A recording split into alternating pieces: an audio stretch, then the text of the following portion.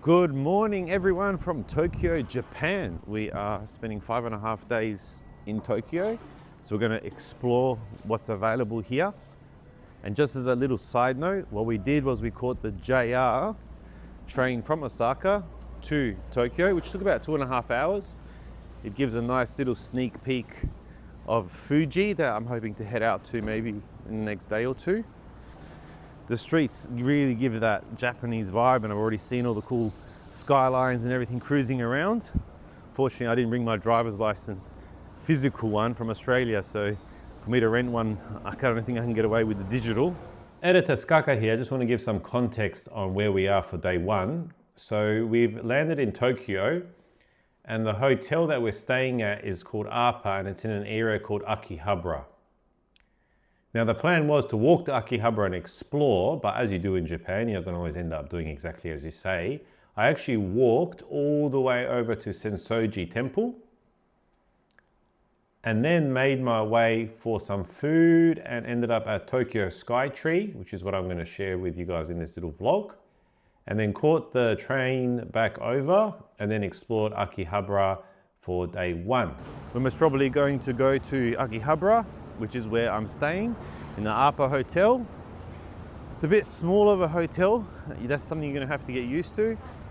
It's the Japanese way, and being Balkan and Australian at 6'1", it's a little bit hard to even walk into the tram lines and train stations. The cool thing is pretty much at every corner block there's these vending machines that only cost about $1.50 to get yourself a drink.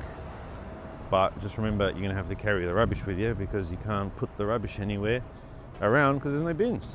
Just one thing to note around Japanese public transport, it is very reliable and it's very quick. I actually did have a problem though with the JR being delayed by 15 minutes, but it comes relatively often, so every 5 minutes there's a train. And Google Maps has been pretty much the most accurate in giving me the right directions, but you kind of have to still be aware and read things as you go along and can't completely rely on what's happening on the app. Just make sure you're going the right way because sometimes it does get it wrong. Pricing wise, it's great that they have this transportation system. It's no different than any other country. You're still spending a couple of dollars every time you jump on any of them, but it's the fastest way to get around. This is one of the mosques in Akihabara. We're going to go in there and pray quickly. Pretty much every 250 to 500 meters, you're going to see either a 7-Eleven, a Lawson, or a Family Mart. These energy drinks are pretty good if you're feeling a bit flat. You got pretty much a lot of these cosmetics.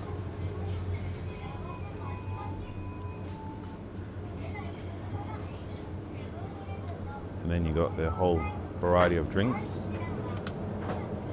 Only $1.20, so not bad. A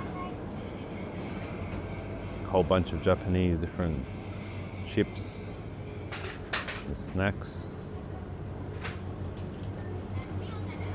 You got these ice creams.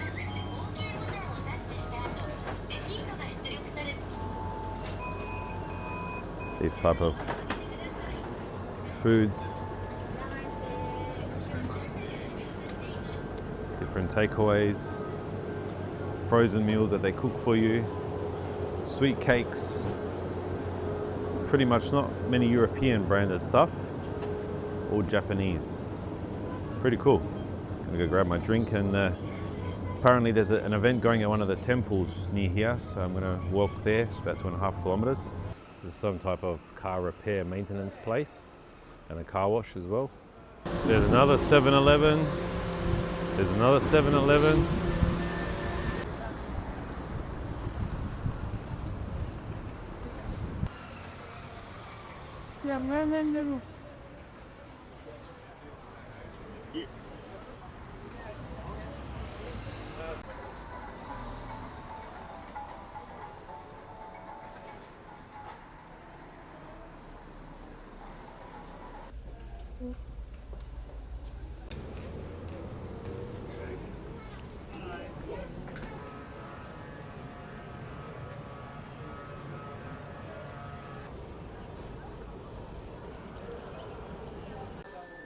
This is one of the little gacha pawn places where you put a bit of coins in and you can collect some random little like toy items.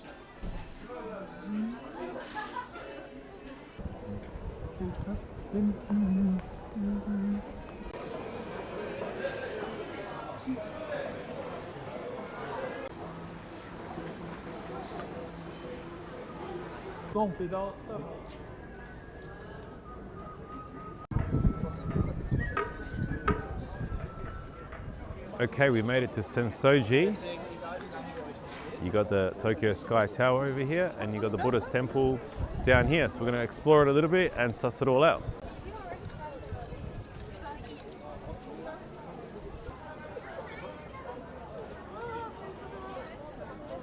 This is Sensoji, one of the Buddhist temples for mercy, I believe. As you guys can see, it's a bit of a tourist hotspot.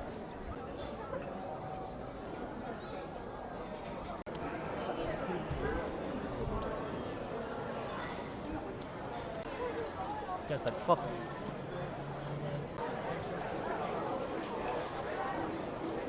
My horse.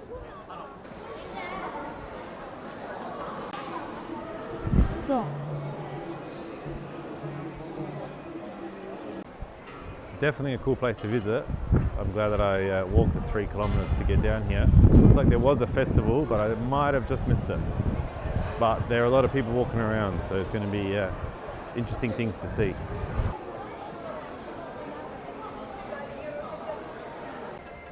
I think I'm going to end up eating here.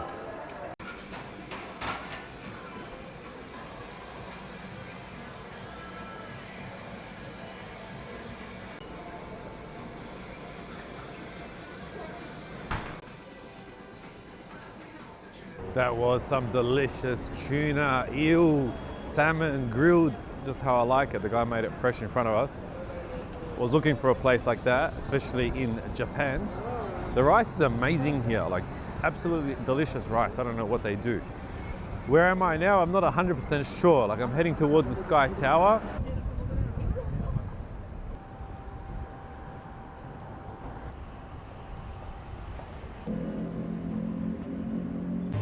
So we kind of ended up here, and considering it's evening, might as well climb up to the top. Let's go. And not much of a lineup considering it's evening time too. If you want to go to the 350th floor, 2,400 yen. If you want to go higher, it's 3,500 yen. So I got the ticket that allows us to go to both floors. 3,500 yen, $40 roughly.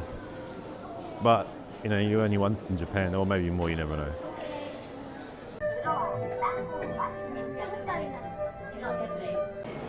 So this is the 350th floor.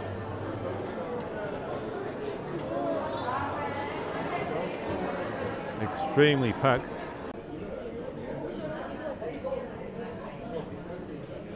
What a scale of a city, huh? But we want to go higher.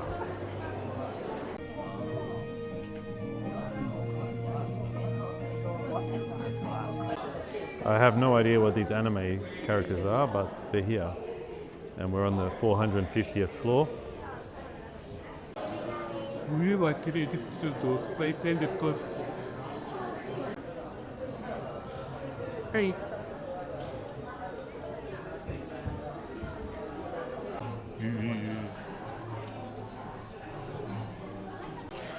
Don't bother with the highest level, just go for the cheaper one. It's enough.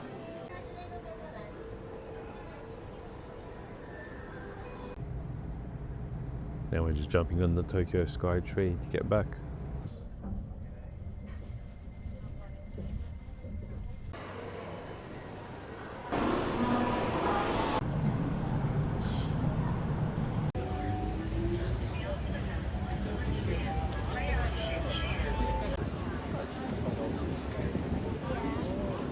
The most interesting thing about Japan is you've got these like massive buildings and every level is something. Like even random apartments will have something in there.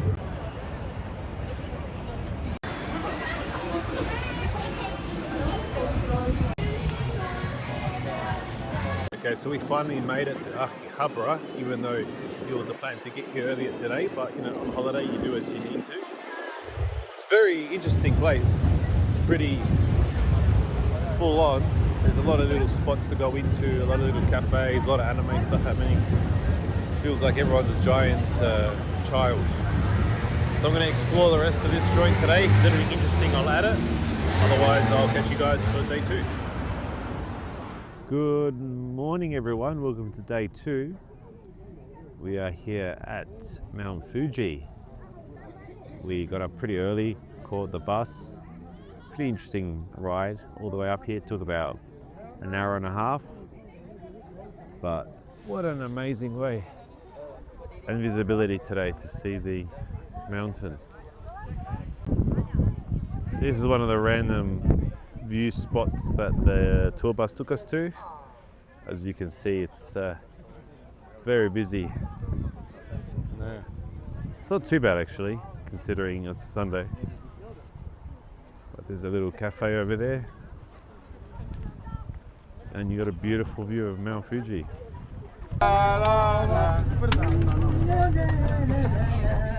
So this is another famous photo I'm sure you've seen about Japan.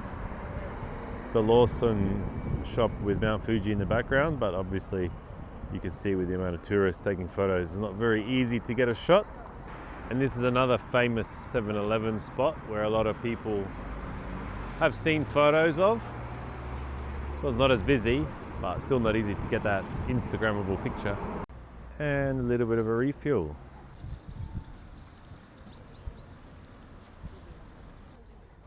Here's another random spot where we are looking at this type of garden. Let's go have a look. So it's a World Heritage Site.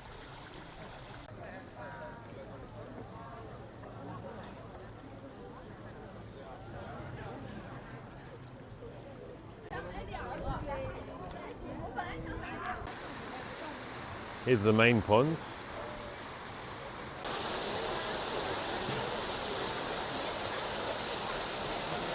Suss out the little koi fishes in the pond.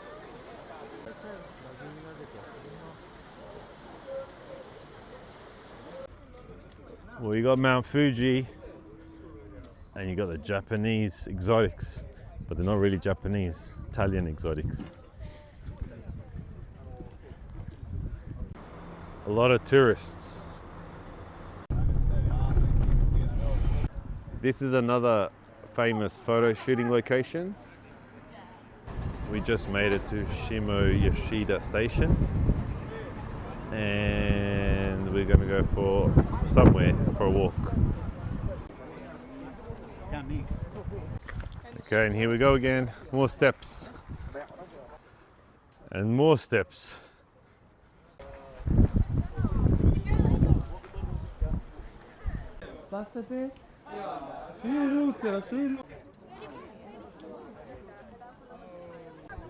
So we finally made it to the top, but the reality of the experience is like this. So after about 500 steps, we finally made it to the top. So for today, we're going to be heading to Ginza, which is this area over here. Going to explore that space a bit, head down for dinner in Roppongi. We're going to go to a restaurant that Kill Bill was filmed in, which should be pretty awesome. And then from there, we're going to end up at the Shibuya Crossing. So a very exciting day.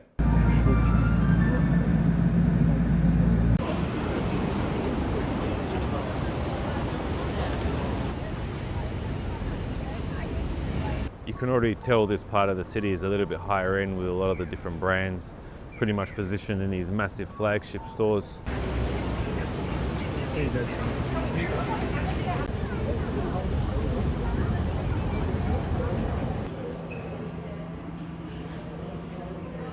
Oh, now this is pretty cool. We've got a brand new 370Z and an R35 GDR. From this in Tokyo, Japan, we can buy them brand new. Oppa. First stop, favorite Japanese brand, Sony Park. 3, 2, Pause. Start.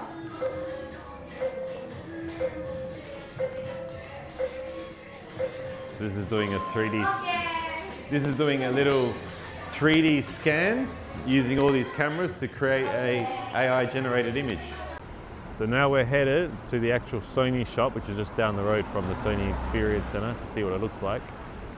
Got the Alpha range of cameras, what I'm using.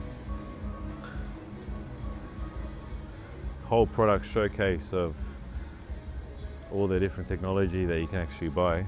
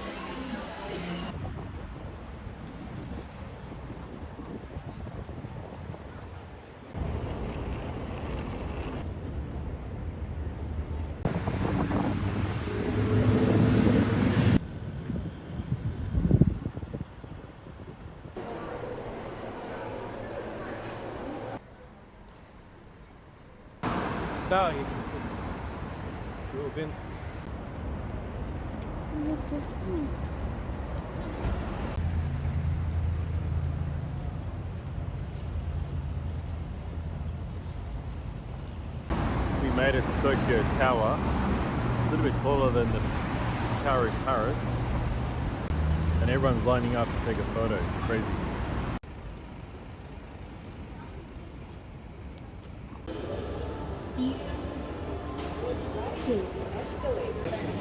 So we decided to come to Hill's house, which is on the 34th floor.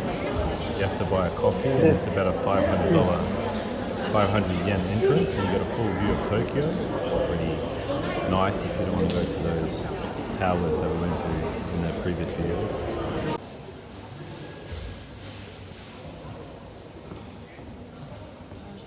As well as a sky view of the entire Tokyo area.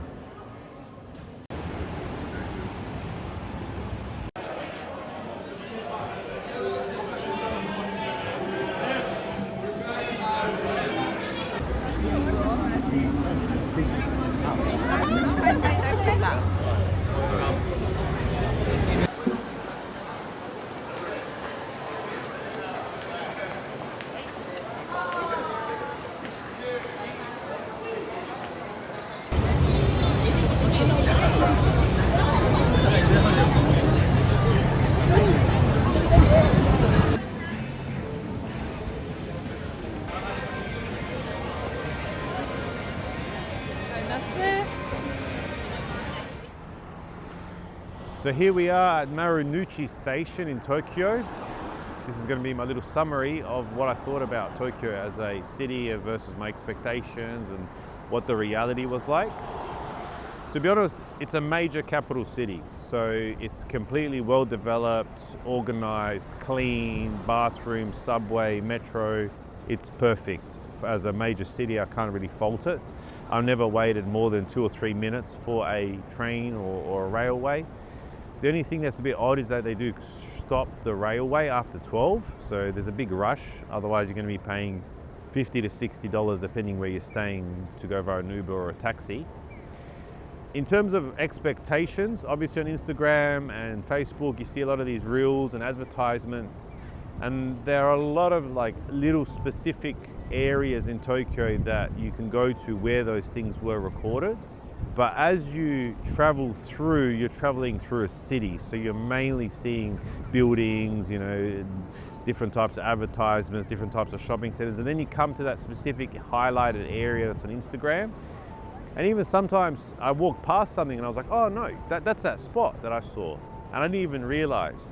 So there's a lot of things to explore here, not limited to just those things that you see online, but it's kind of, you have to travel to different spots within Tokyo. So we were staying in Akihabara, and then it takes about like 20 minutes to get to here, and then 20 minutes to get to the Shinjuku Crossing, and then you've got Shibuya Crossing, and then you've got Shinjuku. So there's these areas that you have to travel to, and each of them offer kind of a different vibe. But after a while, you start to see the same kind of thing. Like every little area has this kind of like old school Japanese kind of streets where they have, you know, little restaurants that can fit 5 to 15 people. And that's where you sit and eat. And then in the meantime, you're transitioning through. Price-wise, I would say, you know, I've spent here close to over 5.5 grand travel, accommodation, and just random few bits and pieces that I bought. It's not a cheap destination to travel to, but again, it's a first world country, and it is like one of the largest cities in the world, so it's definitely worthwhile coming. If you guys got any questions, if you got any comments, leave them down below and I'll try to answer it. It's not as complicated as you might think to come here as the first time. You can navigate it pretty well with Google Maps and a little bit of intuition. So I appreciate you guys watching, and thank you, and I'll see you again in another video soon. Make sure to subscribe. まもなく青戸に到着いたします。青戸駅では4号車と8号車の扉とビーチが来ます。降り口は右側です。押上豊3番手京急線方面は各下の間。